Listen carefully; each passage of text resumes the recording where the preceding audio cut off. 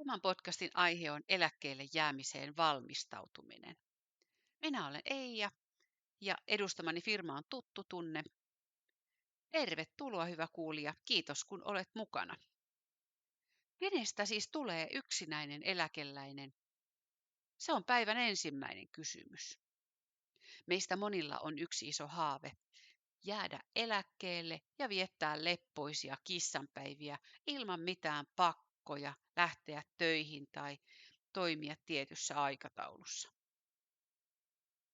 Eläkkeelle siirtyminen on merkittävä elämänvaihe ja se rinnastuu suuruusluokaltaan vaikuttavuudeltaan esimerkiksi ammattiin valmistumiseen, avioitumiseen tai lasten saamiseen.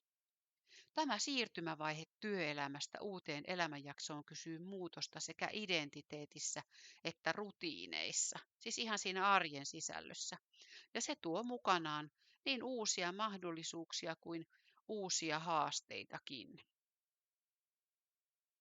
Tänään puhutaan tunteista, aika karuistakin sellaisista, puhutaan henkisestä valmistautumisesta, sosiaalisten suhteiden muutostarpeesta, elämälle aivan uuden merkityksen löytämisen tarpeesta ja sitten niistä onnistuneista eläkkeelle siirtymisistä. Ennen kuin lähdetään, pieni tarina omasta historiasta. Olin nuori vastavalmistunut sairaanhoitaja ja eräs läheiseni alalla työskentelevä siinä sitten jo moneen kertaan vakuutteli ja oikein pontevasti pohdiskeli sitä, että kun minä pääsen eläkkeelle, pysyn kaukana koko siitä laitoksesta, en katsokaan sinne päin ja sitten teen omaa ruusutarhaa ja kasvimaata ja teen sitä ja tätä ja tuota ja nautin elämästä. Puoli vuotta sen jälkeen, kun hän oli jäänyt eläkkeelle, aloin tavoitella häntä puhelimitse, mutta en saanut kiinni. Hän ei vastannut päiväaikaan puhelimeen ollenkaan. Kävin heillä vierailulla. Ei hän ollut kotona. Kunnes tuli se päivä, että hän vastaskin puhelimeen.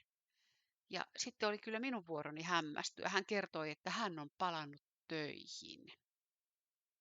Se tuntui jotenkin käsittämättömältä. Mutta myöhemmin siihenkin on sitten löytynyt vähän selitystä, että miksi. Eläkkeellinen jääminen voi johtaa identiteetin ja elämän tarkoituksen tunteen menettämiseen. Erityisesti niillä, joilla ura on ollut merkittävä osa identiteettiä, joiden elämään työ on tuonut ylpeyttä ja merkitystä. Työrutiinin ja siihen liittyvien saavutusten puuttuminen voi luoda tyhjiön. Ja sehän on aika karmea tunne. Osa eläkkeelle jäävistä tunteekin menettäneensä elämänsä tarkoituksen ja kokea itsensä ihan hyödyttömäksi, tarpeettomaksi ja jopa elämälle äärimmäisen pettyneeksi. Kuka minä nyt olen? Mitä minä nyt olen? Jo ennen eläkkeelle siirtymistä on hyvä alkaa etsiä uusia sisältöjä arkeen, sellaisia mahdollisuuksia, joissa voi tuntea itsensä merkitykselliseksi. Niitä kun ei luoda hetkessä siinä vaiheessa, kun se eläkkeelle jäänti on jo tapahtunut. Silloinkin toki kaikki on mahdollista. Se vaan ottaa aikansa. Toisaalta eläkkeelle siirtyminen voi myös olla uuden onnellisen luvun alku. Alkaa uusi vapaus, voi löytyä uusia kiinnostuksen kohteita ja avautuu aivan uudet mahdollisuudet toteuttaa niitä omia unelmiaan, intohimojaan, kaikkea sitä, mitä on siirtänyt siihen aikaan sitten kun. On mahdollista luoda ihan uusi identiteetti uusien roolien kautta. Esimerkiksi isovanhempana, jos elämä on suonut lapsilapsia. Toki voit toimia myös vapaaehtoisena isovanhempana, sillekin on paljon tarvetta. Vapaaehtoistyön on muuten todettu olevan yksi onnellisuutta vahvistavista asioista. Eikä siinä se ei kysy sitä, minkä ikäinen olet, vaan se toimii ihan kaiken ikäisille aikuisille. No se uusi identiteetti uusi rooli elämässä voi löytyä myös harrastusten kautta. Yksi rakentaa unelmiensa kasvimaata tai nauttii siirtolapuutarhan sadosta ja muiden samanhenkisten seurasta. Toinen alkaa neuloa ja suunnitella villapaitaprojekteja.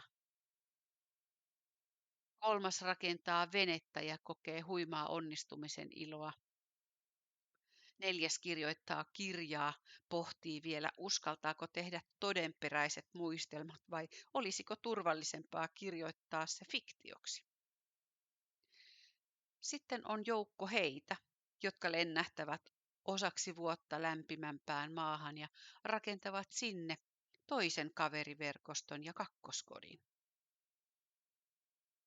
Koko tähän isoon eläkkeelle jäämisen muutokseen, olitpa sitten missä tahansa, teit mitä tahansa, tuo ryhtiä ja järjestystä omien henkilökohtaisten tavoitteiden uudelleen määrittäminen. Kun työelämästä poisjättäytymisen jälkeisen jakson näkee mieluummin uusien mahdollisuuksien avautumisen aikana kuin pelkästään loppuelämänä, auttaa sekin selviämään muutoksista ja vahvistaa aktiivisesti ennakoivaa ja positiivista lähestymistapaa eläkeikään. Kokemus siitä, että voi nytkin tutustua ja kasvaa uusiin asioihin itsessään ja ympäristössään, vaikuttaa merkittävästi psykologiseen kokemukseen ja se vaikutus on positiivinen. Sekä sosiaaliset suhteet että niissä toimiminen muuttuu. Eläkkeelle siirtyminen johtaa usein sosiaalisten suhteiden vähenemiseen, erityisesti siksi, kun työpaikalla työkavereiden kanssa vietetty aika ja jaettu yhteenkuuluvuuden tunne katoaa, jää puuttumaan arjesta. Pahimmillaan se saattaa johtaa sosiaaliseen eristäytymiseen ja yksinäisyyteen. Toisaalta suhteet perheeseen ja samantyylistä elämänvaihetta eläviin ystäviin saattavat vahvistua. Siirtyminen työpaikkakeskeisistä sosiaalista verkostoista monipuolisempiin edellyttää meiltä kaikilta aktiivisuutta ihmissuhteiden luomisessa ja ylläpitämisessä jo hyvissä ajoin ja työelämän ulkopuolellakin. Vahvan sosiaalisen verkoston ylläpitäminen ja rakentaminen on aivan ratkaisevan tärkeää eläkeläisen psyykkiselle hyvinvoinnille. On se sitä ihan kaikenikäisille, erityisesti eläkkeellä olevalle. Sosiaalinen aktiivisuus voi vähentää stressiä, voi lieventää masennuksen riskiä ja parantaa kognitiivisia toimintoja, eli kaikkia niitä aivotoimintoja, ajattelun, hahmottamisen, tunteiden säätelyn osalta, joita tosi vahvasti arjessamme tarvitsemme nyt ja myöhemmin, ja joiden hiipumisesta, toimintakunnon vähenemisestä aletaan tietyssä pisteessä käyttää sanaa muistihäiriö tai dementia. Se sana on meille kaikille oletettavasti jonkinlainen peikko. Keinoja sosiaalisten yhteyksien ylläpitämiseen ovat aktiivinen yhteydenpito entisiin työkavereihin, osallistuminen yhteiskunnan, seuran tai esimerkiksi naapurustoyhdistyksen toimintaan sekä erilaisiin kerhoihin tai vapaaehtoistyöhön. Voit myös yrittää elvyttää aiemmin katkenneita ystävyyssuhteita, sillä asuittepa kuinka etäällä tahansa, yhteydenpidon avuksi on nykyään tullut paljon uutta teknologiaa. Tutkimukset korostavat sosiaalisten yhteyksien terveyshyötyjä ja aktiivisen sosiaalisen elämän ylläpitäminen ei ole pelkästään nautintoa varten, vaan olennainen osa tervettä ikääntymistä. Se vähintäänkin parantaa mielenterveyttä, mahdollisesti myös pidentää ikää. Tarjolla eläkkeelle jäädessä on kauan odotettua vapautta ja vapaa-ajan hallinnan haasteita. Eläkkeelle siirtyminen tuo mukanaan uudenlaisen vapauden ja enemmän vapaa-aikaa, juuri sitä kaivattua ihanaa aikaa. Monet odottavat innolla rentouttavia harrastuksia ja runsastunutta lisääntynyttä aikaa läheistensä kanssa. Jotkut eläkeläiset saattavat huomatakin olevansa kiireisempiä kuin koskaan. Tai vaihtoehtoisesti pitkästyneitä ja ajassa ajelehtivia, jos päivittäisen säännöllisen aikataulun puute ikään kuin johtaa eksyksissä olon tunteeseen. Päiville kannattaa hahmotella sisältö ja aikataulu, joka koostuu esimerkiksi arkiaskareista, vapaa-ajan aktiviteeteista sekä uusien harrastusten ja uusien kiinnostuksen kohteiden löytämiseen panostamisesta. Eläkkeelle jäämisen rennon todellisuuden vastakohtana konkretisoituu helposti tilanne, jossa ollaan kiireestä ylikuormittuneita tai tyhjyyteen pitkästyneitä ja sille me voimme itse omilla valinnoillamme tehdä asioita. Eli positiivisen elämänkokemuksen saavuttamiseksi ennakoi, eli jäsentele ja suunnittele tulevia vuosia, kuukausia ja päiviä jo ennen eläköitymistä. Tee lista asioista, joita haluat tuolloin tehdä. Kirjoita ylös kaikki ne, mitä olet vuosien varrella haaveillut tekeväsi sitten, kun olet eläkkeellä. Vaikka 50 tärkeimmän asian lista. Tämä johdattelee aktiivisen osallistumisen ajattelutapaan ja tukee eteenpäin suuntautuvaa näkökulmaa ja auttaa tunnistamaan mahdollisia elämän ilon ja elämän tarkoituksen lähteitä. Entä sitten se toinen puoli? Negatiivisten tunteiden ymmärtäminen ja käsitteleminen helpottuu, kun hahmottaa eläkkeelle siirtymiseen liittyvän ahdistuksen, stressin ja masennuksen juuret. Riippumatta siitä, kuinka kovasti olet odottanut tuota hetkeä, voi eläkkeelle siirtyminen laukaista stressiä, ahdistusta ja masennusta. Voi nousta surua ja tunne elämän tyhjyydestä. Tutkimukset ovat jopa yhdistäneet eläkkeelle siirtymisen terveyden heikkenemiseen. Taustalla vaikuttavat identiteetin ja tarkoituksen menetys, sosiaalinen eristäytyminen, päivärutiinien puute, taloudelliset haasteet, ikääntymisen muutosten pelko ja fyysisen terveyden heikkeneminen. Se, että eläkkeelle siirtyminen voi laukaista negatiivisia tunteita jopa silloin, kun sitä on odotettu, korostaa sitä, että siirtymävaiheeseen liittyy merkittävä psykologisen sopeutumisen tarve ja se edellyttää näiden tunteiden tunnistamista ja käsittelyä. Yhteiskunnallisessa keskustelussa eläkkeelle jäänti kuvataan usein puhtaasti positiivisena kokemuksena. Todellisuus on kuitenkin monimutkaisempi ja ihmiset voivat kokea monenlaisia negatiivisia tunteita ja se kokemus on hyvin yksilöllinen. Tämän ymmärtäminen ja itselleen näiden tunteiden salliminen on ratkaiseva ensimmäinen askel. Lisäksi eri huolenaiheiden, kuten identiteetin menetyksen, sosiaalisen eristäytymisen ja taloudellisten huolien keskinäinen yhteys viittaa siihen, että yhdelle alueelle puuttuminen saattaa vaikuttaa positiivisesti myös muihin osa-alueisiin. Esimerkiksi uusien sosiaalisten yhteyksien, eli kavereiden ja ystävien tai yksineläjälle puolison löytäminen saattaa lievittää eristäytymisen tunnetta ja parantaa yleistä hyvinvointia, mahdollisesti vähentää ahdistusta.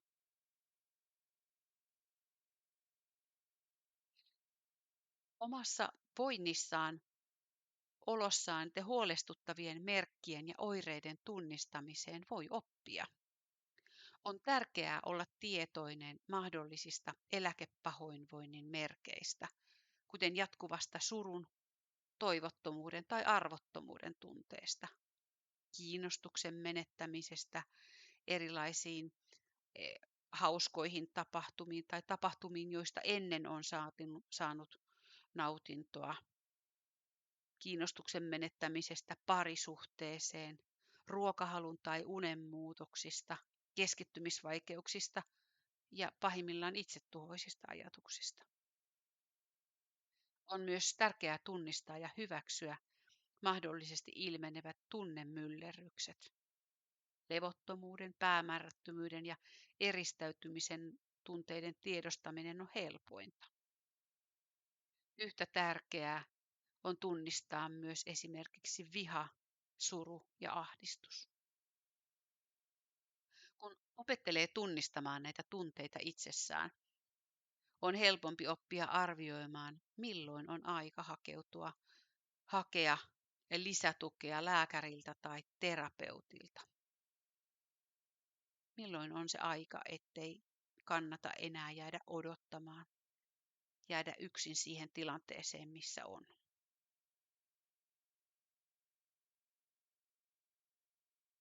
Henkisen joustavuuden rakentamisesta ja psyykkisen valmennuksen strategioista, kun puhutaan, onko niistä apua?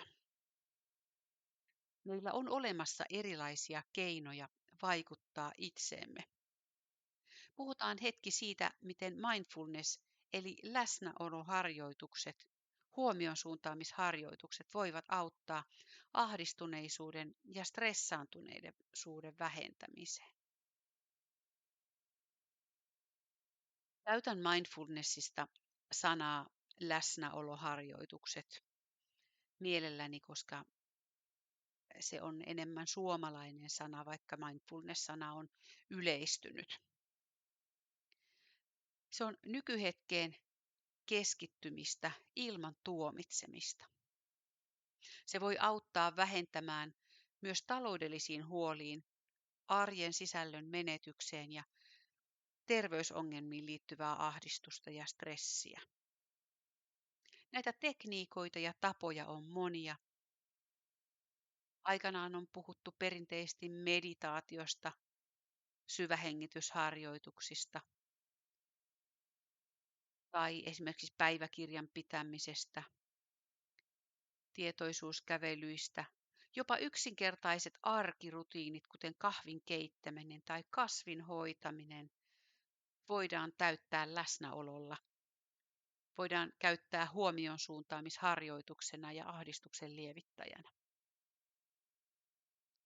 Stressin ja ahdistuksen lievittämisen lisäksi mindfulness voi parantaa henkistä joustavuutta, kykyä kestää erilaisia tilanteita ja kykyä palautua niistä.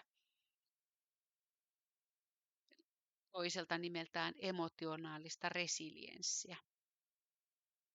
No lisäksi mindfulness voi parantaa fyysistä terveyttä alentamalla verenpainetta ja vahvistamalla puolustusjärjestelmäämme, kun stressitaso laskee. Nykyhetkeen keskittymisen korostaminen mindfulnessissa torjuu suoraan taipumusta huolehtia tulevasta tai vatvoa menneitä, ne kun ovat yleisiä eläkkeelle siirtymiseen liittyvää ahdistuksen laukaisijoita. Toisaalta se antaa tilaa rauhallisuuden tunteelle, tyytyväisyyden tunteelle, mikä voi nousta tässä hetkessä. Pari sanaa tavoitteiden asettelusta, kun niistä aikaisemmin puhuin, eli merkityksellisten ja realististen tavoitteiden asettaminen tarjoaa suuntaa ja onnistumisen tunnetta tässäkin iässä.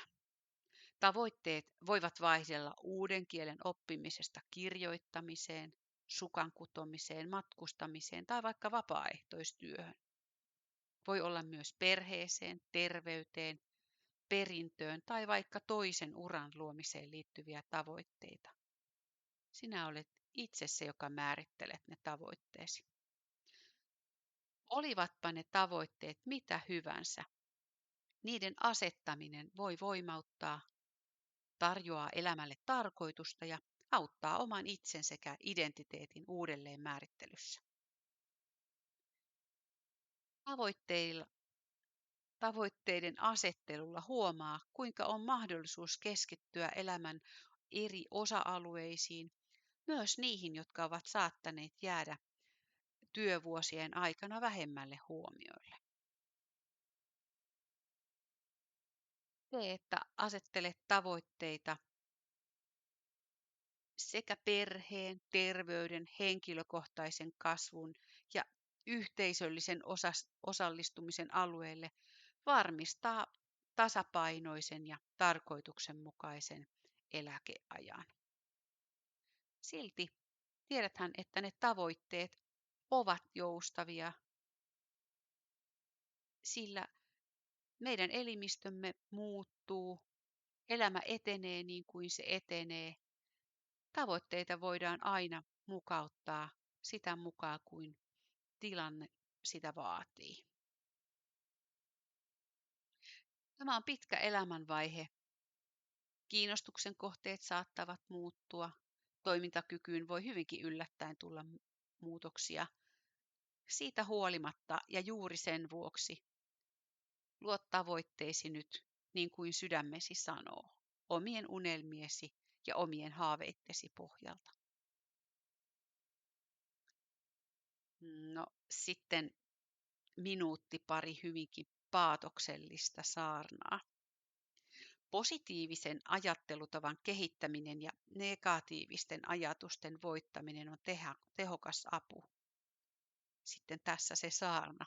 Eli en tarkoita positiivisella ajattelulla teen näistä kaiken positiiviseksi kääntävää ajattelutapaa, vaan ikään kuin aivojen uudelleenohjelmointia. Annan esimerkin. Aiempi puolisoni kommentoi eräästä isosta neuletyöstä. Tuossa on virhe. Ainakin 2 kohtaa on väärin. Hän näki, kuinka kuviossa olevit 2 silmukkaa oli neulottu väärin. Häneltä jäi näkemättä, kuinka ne 12 000 muuta silmukkaa oli neulottu oikein. Hän näki ensisijaisesti ne 2 väärin neulottua ja määritteli minut ja työni laadun niiden kautta. Kun voin valita, näinkö tilanteessa positiivisen vai negatiivisen puolen, voin valita lähestyväni asiaa positiivisen kautta, keskittyväni näkemään ensin ne positiiviset puolet. Se ei tarkoita negatiivisten puolien poissulkemista tai negatiivisten asioiden väkisin positiiviseksi kääntämistä, vaan sitä, mikä minulle merkitsee, mitä ensisijaisesti haen. Koska ihminen näkee sitä, mitä hän hakee, tai sitä, mitä hän haluaa hakea. Lastenvaunujen ostoa suunnitteleva näkee lastenvaunuja. Auton vaihtoa miettivä kohdistaa huomionsa miettimiinsä automerkkeihin. Kissojen ystävä näkee kissoja. Negatiivisiin, huonosti oleviin asioihin keskittyvä ihminen näkee joka paikassa ja kaikessa huonoutta, vääryyttä, epäonnistumista, katkeruutta ja pelkoa. Ei välttämättä pelkoa, koska se pelko on siellä mahdollisesti takana semmoisena tunnistamattomana asiana, mutta noita muita. Positiivisesti asioita lähestyvän elämä hymyilee ihan eri tavalla.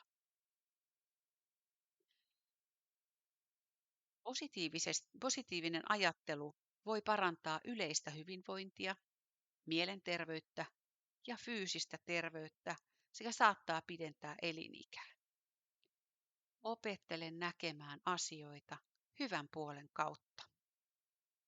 Opettele olemaan kiitollinen siitä, missä kunnossa olet tällä hetkellä. Mitä elämä on sinulle suonut ja mitä olet saavuttanut.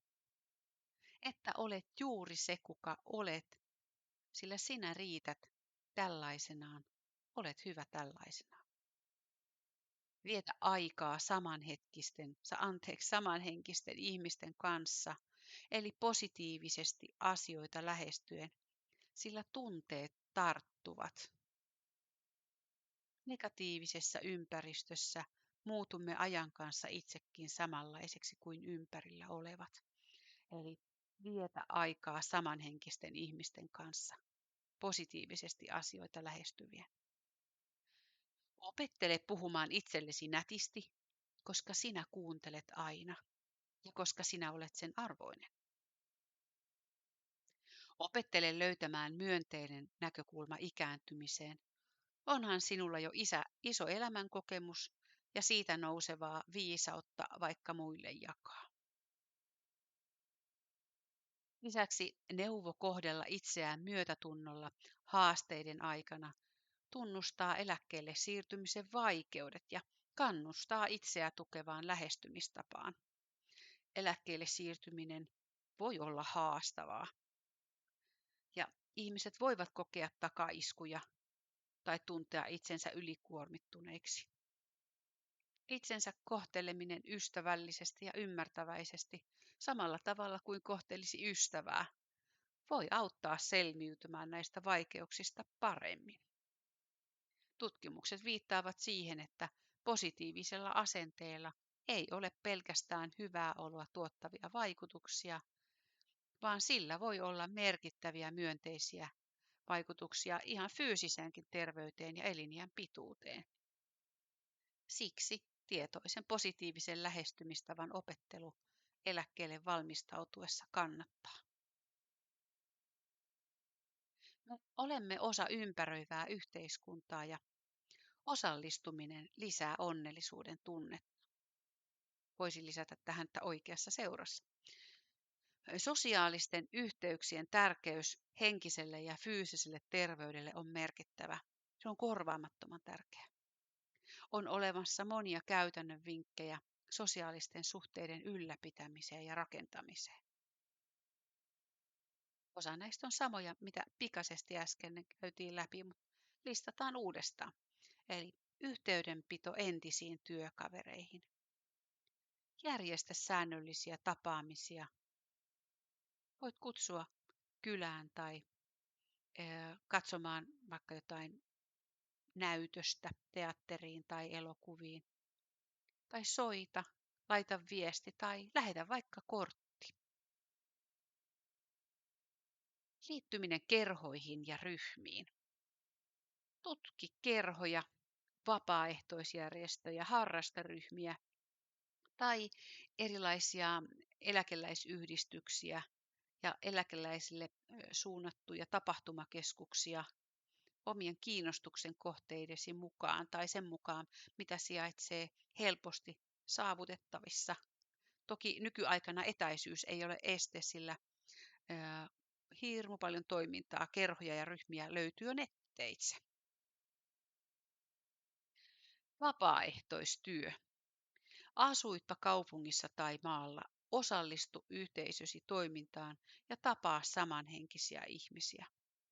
Vapaaehtoistyö on aiempina vuosikymmeninä ollut semmoinen vahva, kantava voima. Ja viime aikoina on puhuttu, että se on vähentynyt valtavan paljon. Samaan aikaan yksinäisyys on noussut. Jos välimatkat ovat pitkät tai kulkeminen vaikeata, osallistu nettitapaamisiin. Vapaaehtoistyötä voi tehdä myöskin sitä kautta. Ja vapaaehtoistyön on todettu lisäävän onnellisuutta. Osallistuminen kursseille tai työpajoihin, eli kehitä itseäsi ja verkostoidu samalla muiden samanhenkisten ihmisten kanssa. Kaiken uuden opettelu on tärkeää sekä aivoille että mielelle. Lisäksi se on hyvä hetki, luontainen hetki, tavata muita ihmisiä, jotka saattavat jäädä elämääsi ystäväksi, tuttavaksi, kumppaniksi.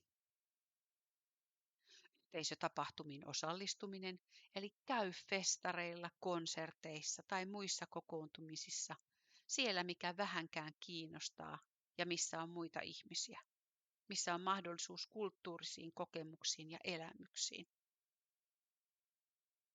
Hyödyt ovat moninaiset. No, teknologian hyödyntäminen, eli käytä videopuheluita, sosiaalista mediaa ja verkkoyhteisöjä pitääksesi yhteyttä kaukana asuviin perheenjäseniin ja ystäviin tai osallistuaksi tapahtumiin, ryhmiin tai koulutuksiin. Uusien harrastusten kehittäminen, eli valitse aktiviteetteja, jotka luonnostaan johtavat sosiaaliseen vuorovaikutukseen. Sitten vielä pari kolme, eli säännöllisten sosiaalisten aktiviteettien luominen. Sovi säännöllisiä tapaamisia ystävien ja perheen kanssa. Jos ystäviä tai perhettä ei ole, sovi itsesi kanssa säännöllisiä harrastekerho, seurakunta tai vaikka vapaaehtoistyökäyntejä. Yllätyt. Naapureihin tutustuminen. Pyri luomaan yhteyksiä lähiyhteisösi ihmisiin. Ja vielä viimeisenä, mutta ei vähimpänä, sukupolvien välisten ystävyyssuhteiden omaksuminen. Ole avoin ystävyys- tai kaverisuhteille eri-ikäisten ihmisten kanssa saadaksesi monipuolisia näkökulmia. Esimerkiksi osallistu lukupiiriin, jossa on myös 10-20 vuotta sinua nuorempia, tai osallistu eri-ikäisille tarkoitettuun perhekerhoon. Näit samalla myöskin pikkuvipeltäjiä, vanhempia, siis lasten vanhempia, oman ikäisiäsi. Älä jätä jotakin pois pelkästään sen takia, että siellä on liian nuoria tai liian vanhoja. Ystävyys, keskustelut, ajatukset eivät katso ikää.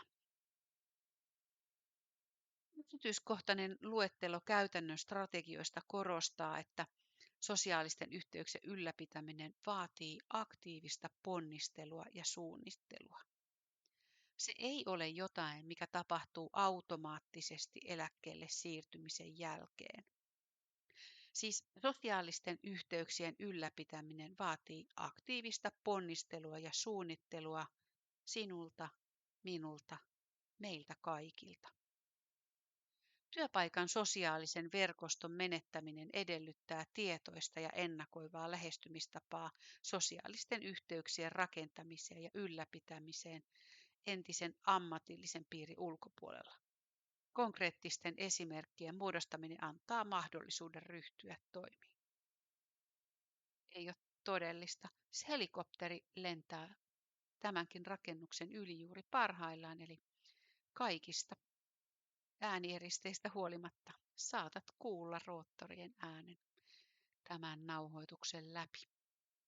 Mutta emme häiriinny tästä. Eli elämän täyttymyksen löytäminen, merkityksellisten aktiviteettien löytäminen ja uusien rutiinien luominen tällä iällä. Uuden elämäntarkoituksen ja merkityksellisyyden löytäminen eläkkeellä on ensiarvoisen tärkeää. On suositeltavaa tutkia uusia harrastuksia ja kiinnostuksen kohteita, esimerkiksi jonkin soittimen soittamisen opiskelu, puutarhanhoito, valokuvaus, kirjoittaminen, kuorossa laulaminen, vapaaehtoistyö, kurssien käyminen, matkustaminen tai vaikkapa pienen yrityksen perustaminen.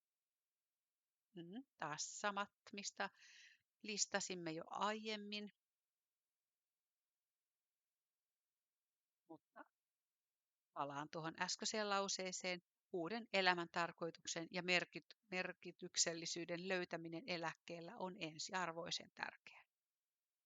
Harrastusten hyödyt henkiselle ja fyysiselle terveydelle voivat olla merkittäviä.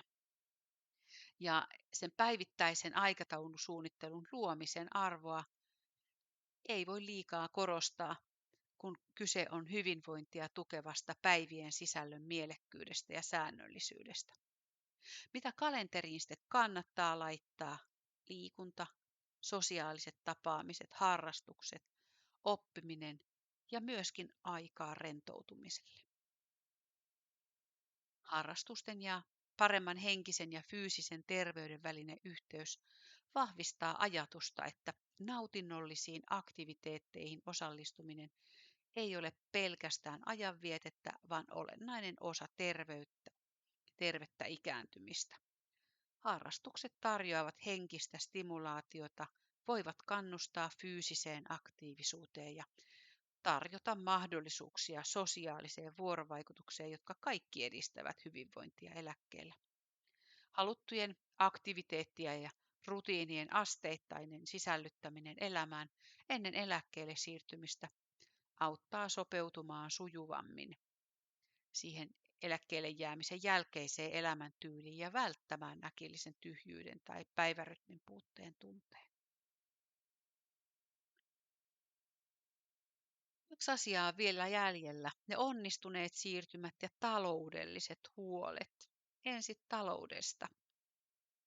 Eli taloudelliset huolet voivat olla merkittävä stressin ja ahdistuksen lähde eläkkeelle jäävälle. Siksi tätäkin osa-aluetta on tärkeää miettiä ennakkoon. Ainut, mitä minä osaan siihen sanoa, on selkeytä tulot ja menot, listaa ne. Mieti, mitä voit ennakoivasti realisti tehdä ja tee se.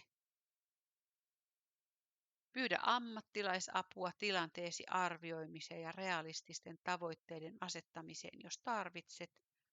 Ja sen jälkeen ole armollinen itsellesi ja ole vatvomatta tulevia murheita.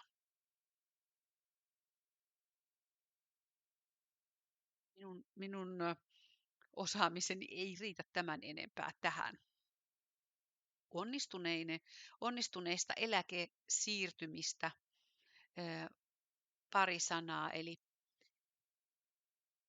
onnistuneiden onnellisten eläkeläisten yleisiä tapoja ja ominaisuuksia ovat esimerkiksi hyvän terveyden ylläpitäminen liikunnan ja ruokavalion avulla, vahvojen sosiaalisten yhteyksien vaaliminen, selkeän elämäntarkoituksen löytäminen, jatkuva oppiminen ja henkisen aktiivisuuden ylläpitäminen, positiivisen ja optimistisen asenteen omaksuminen, kiitollisuuden harjoittaminen, joustavuus ja muutosten sietokyky, muutoksista sujuva toipuminen, loppuelämän asioiden suunnittelu, eli psykologiset tekijät, kuten optimismi ja tulevaisuuteen suuntautuneisuus, vaikuttavat mahdollisesti onnistuneisiin siirtymiin. Lisäksi eläkkeelle siirtymistä edeltävät resurssit, kuten fyysinen terveys, sinnikkyys, joustavuus, sosiaaliset kontaktit, taloudelliset varat, vaikuttavat myönteisesti eläkkeelle siirtymisen jälkeiseen hyvinvointiin. Terveyden, sosiaalisten yhteyksien, tarkoituksen ja elinikäisen oppimisen kaltaisten teemojen johdonmukaisuus viittaa siihen, että ne ovat onnellisen, täyttymyksellisen eläkeiän peruspilareita yhdessä kiitollisuuden kanssa. Lisäksi joustavuuden korostaminen kertonee siitä, että eläkeikä ei ole staattinen tiettyyn tilaan pysähtynyt tila, vaan kysyy jatkuvaa elämänmuutoksiin sopeutumista. Elämä kun tarjoilee haasteita ja odottamattomia tapahtumia. Hyvinvoinnin ylläpitämisessä on ratkaisevaa kyky sopeutua näihin muutoksiin ja toipua niistä. Ihmisten ei tarvitse navigoida eläkkeelle siirtymisen aallokossa yksin. Tukea on saatavilla monien eri kanavien kautta, niin kuntien, yhdistysten, järjestöjen kuin yritystenkin kautta. Monet ammattilaiset ovat sitoutuneet tukemaan, jakamaan tietoa ja tarvittaessa myös antamaan ohjausta ja tukea. Me lähestymme tämän jakson loppua. Sitä ennen vielä lyhyt yhteenveto. Eläkkeelle siirtyminen tuo mukanaan sekä merkittäviä psykologisia haasteita että ainutlaatuisia mahdollisuuksia. On hyvä muistaa, että taloudellisen suunnittelun ohella ennakoiva henkinen valmistautuminen on avainasemassa onnellisen ja terveen eläkeiän saavuttamisessa. Haluan rohkaista kohtaamaan nuo muutokset avoimin mielin, etsimään uusia ilonlähteitä, uusia elämäntarkoituksia, vaalimaan sosiaalisia suhteita sekä asettamaan henkinen ja emotionaalinen, siis tunnepohjainen hyvinvointi etusijalle. Oikealla asenteella ja saatavilla olevien tukiresurssien avulla jokainen voi luoda itselleen täyttymyksellisen ja onnellisen eläkeiän. Arvoisa kuuntelija, iso kiitos avustasi. Tykkäämällä ja jakamalla tuet yksinäisyyden vastaista työtä. Seuraava pidempi podcastimme ilmestyy viikon kuluttua. Aiheena on aikuisiän kaverisuhteet. Eija ja tuttu tunne kiittää. Hei!